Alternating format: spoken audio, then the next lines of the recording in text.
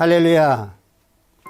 오늘은 골로새서 3장 15절과 17절 말씀 가운데 그를 힘입어 하나님께 감사하라는 제목을 가지고 함께 은혜를 나누기를 원합니다. 감사하라. 이렇게 이야기하면 어떤 분들은 어떻게 감사할 것인가 말하면서 참 어렵게 생각하시는 분들이 참 많이 있습니다. 그러나 우리가 성경대로 말씀하신 대로 우리가 감사한다면은 어렵지 않고 힘들지도 않습니다. 그래서 골로새서 우리가 2장 6절 말씀에 보면은 너희가 그리스도 예수를 주로 받았으니 그 안에서 행하되 그 안에 뿌리를 박으며 샘을 입어 교훈을 받은 대로 믿음에 굳게 서서 감사함을 넘치게 하라라고 말씀하고 있습니다. 즉 예수 안에서 감사함을 넘치게 하라는 거죠. 뿐만 아니라 오늘 본문의 말씀 속에서도 너희는 감사하는 자가 되라라고 말씀하셨고 16절에서도 감사함으로 하나님을 찬양하라라고 말씀하셨습니다. 또한 17절에서도 무엇을 하든지 말이나 일이나 다 하나님께 감사하라라고 말씀했습니다. 여러분, 감사함으로 찬양하라, 하나님을 찬양하라.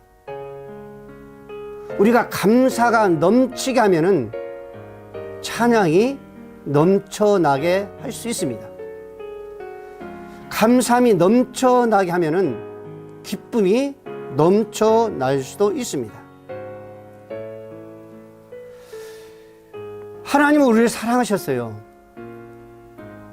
그리고 말씀으로 끝나는 것이 아니라 이 땅에 예수 그리스도를 보내주셔서 누구도 예수를 믿는 자는 자녀되는 권세를 주셨다고 말씀하셨습니다.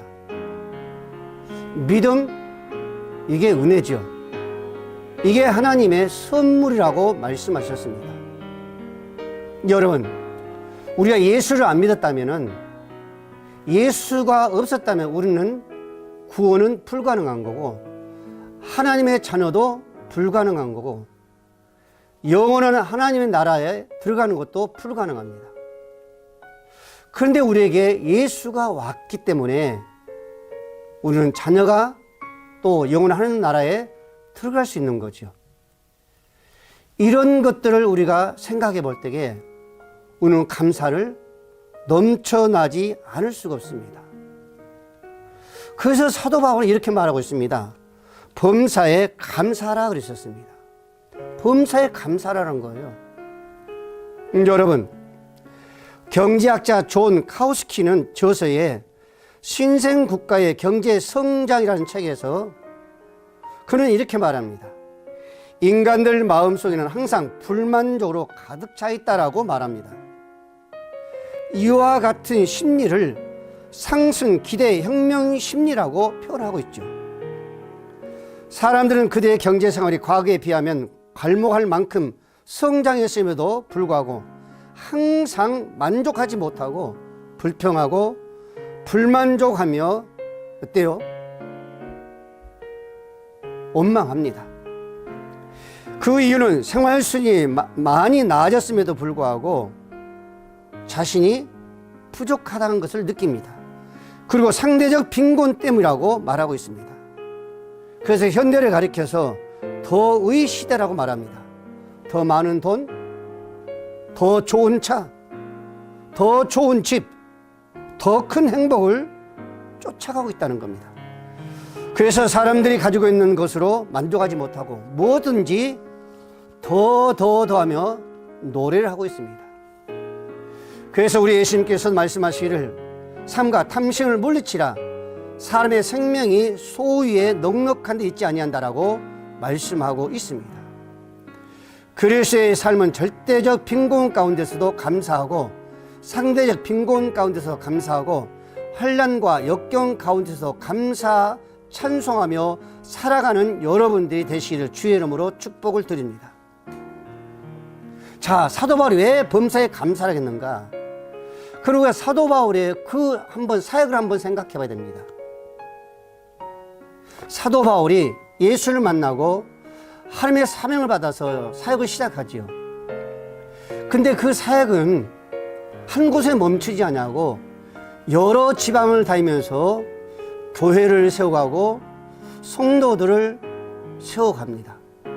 근데 그의 과정들을 보면 너무나 많은 어려움도 있고 고난도 있고 환난도 있었습니다. 그런데도 사도 바울은 거기서 원망과 불평을 하지 않고 감사했던 거죠. 그것을 교훈 삼아 사도 바울은 모든 교회에 오늘날 우리에게까지 범사에 감사하라라고 권면과 교훈을 주고 있습니다. 그럼 우리가 어떻게 감사해야 되는가? 첫 번째, 자원한 마음을 가지고 감사하라 그랬었습니다. 고린도후서 9장 7절 말씀에 각각 그 마음대로 정한 대로 할 것이요 인색함으로 억지로 하지 말지니 하나님은 즐겨내는 자를 사랑하시니라라고 말씀하고 있습니다. 여러분, 생활 속에 억지로 하는 것과 기쁨을 가지고 즐거움을 가지고 자원함으로 하는 것과 차이를 한번 생각해 보십시오.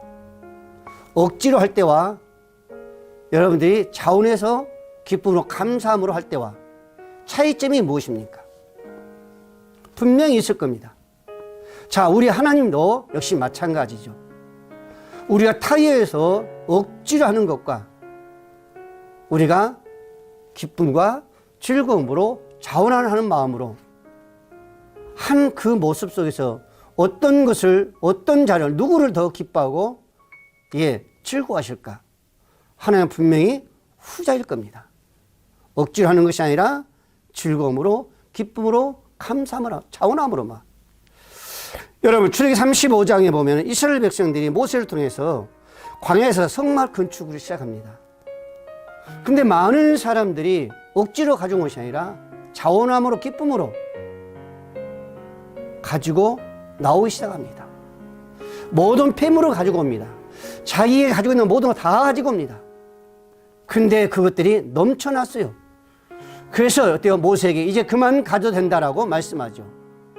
이만큼 억지로 내는 것은 넘치지 못할지라도 감사함으로 즐거움으로 내는 것은 넘쳐난 것을 우리가 볼 수가 있습니다.